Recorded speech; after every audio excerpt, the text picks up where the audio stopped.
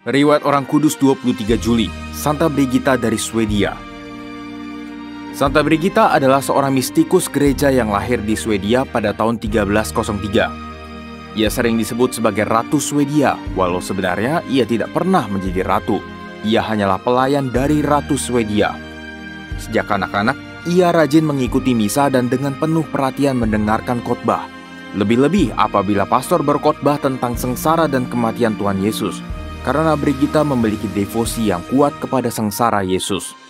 Ketika berusia 10 tahun, Yesus disalib menampakkan diri kepadanya. Ia mendengar Yesus berkata, "Pandanglah aku, putriku. Siapakah yang memperlakukan engkau seperti ini?" Tangis Brigitta kecil. "Mereka yang melecehkan aku dan menolak kasihku untuk mereka," jawab Yesus. Sejak itu Brigitta kecil selalu berupaya untuk mencegah orang menghina dan menyakiti hati Yesus. Ketika berusia 14 tahun, Brigitta dinikahkan dengan Ulf yang berusia 18 tahun. Sama seperti Brigitta, Ulf juga memiliki semangat untuk melayani Tuhan. Pasangan tersebut memiliki 8 orang anak. Salah seorang di antaranya kelak dikenal sebagai Santa Katarina dari Swedia. Brigitta dan Ulf bekerja dalam istana kerajaan Swedia, di mana Brigitta bekerja sebagai pengiring ratu. Ia selalu berusaha membantu Raja Magnus dan Ratu Blanche untuk hidup lebih baik, walaupun biasanya mereka tidak mendengarkan nasihatnya. Sepanjang hidupnya, Brigitta mendapat anugerah penampakan-penampakan yang luar biasa dan pesan-pesan khusus dari Tuhan. Karena ketaatannya kepada Tuhan, Brigitta menemui banyak pemimpin serta orang-orang penting di gereja. Dengan rendah hati, dijelaskannya apa yang Tuhan kehendaki dari mereka. Setelah suaminya meninggal dunia, Brigitta menanggalkan semua pakaian mewahnya.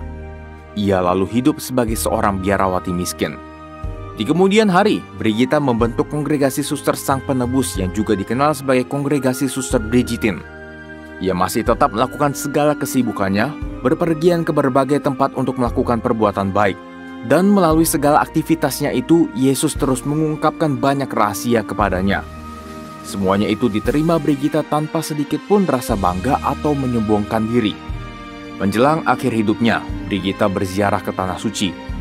Di tempat-tempat ziarah di sana, ia mendapat penampakan-penampakan tentang apa yang telah Yesus katakan dan lakukan di tempat-tempat itu.